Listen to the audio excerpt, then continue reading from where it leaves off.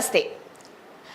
അമ്പലങ്ങളിൽ നിവേദ്യ സമയത്തും അതുപോലെ തന്നെ ശീവേലി സമയത്തുമൊക്കെ ഭക്തർ ക്ഷേത്രത്തിനുള്ളിൽ പ്രവേശിക്കാൻ പാടില്ല എന്നുണ്ട്.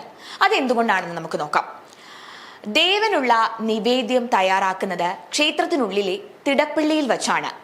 മേൽശാന്തിയോ കീഴ്ശാന്തിയോ പൂർണ്ണ ശുദ്ധത്തോടുകൂടി വളരെ വൃത്തിയുള്ള ദ്രവ്യങ്ങൾ ഉപയോഗിച്ച് തയ്യാറാക്കുന്ന നിവേദ്യം ദേവന് സമർപ്പിക്കുന്നതിന് മുൻപ് രുചിക്കാനോ മണത്തു നോക്കാനോ കൂടി പാടില്ല.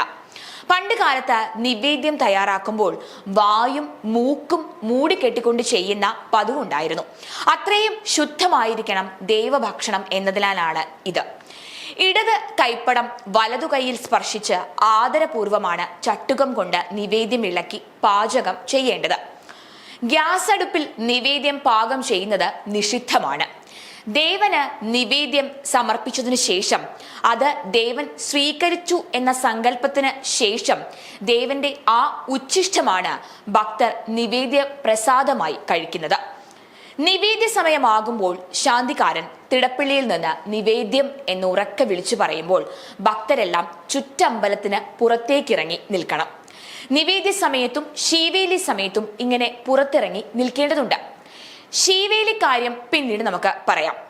പൂജാരി നിവേദ്യം ദേവബിംബത്തിനു മുൻപിൽ വച്ച് മന്ത്രങ്ങളോടെ ദേവനെ പൂജിച്ച് ദേവനെ ഭുജിപ്പിക്കുന്നു.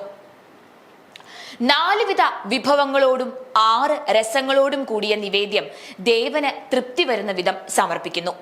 6 രസങ്ങൾക്ക് പകരം മധുരമായാലും മതി.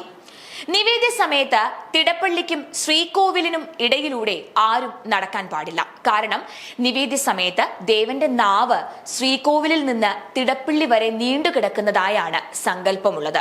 ആയതിനാൽ അത് മറികടക്കുവാൻ പാടില്ല. നിവേദ്യ സമയത്ത് ഭക്തർ നേരെ നിന്ന് തൊഴാനോ പ്രാർത്ഥിക്കാനോ പാടില്ല എന്നും പറയുന്നുണ്ട്. കാരണം ദേവൻ ഭുജിക്കുന്ന സമയത്ത് ശല്യപ്പെടുത്തരുത് എന്നതാണ് സാരം. ശിവക്ഷേത്രത്തിൽ ഇതിന് മറ്റൊരു കാരണം കൂടി പറയുന്നുണ്ട്. ശിവഭഗവാൻ എപ്പോഴും തന്റെ കാലിനടിയിൽ അപസ്മാരം എന്ന ഭൂതത്തെ ചവിട്ടിപ്പിടിച്ചിരിക്കുന്നതായാണ് സങ്കല്പം.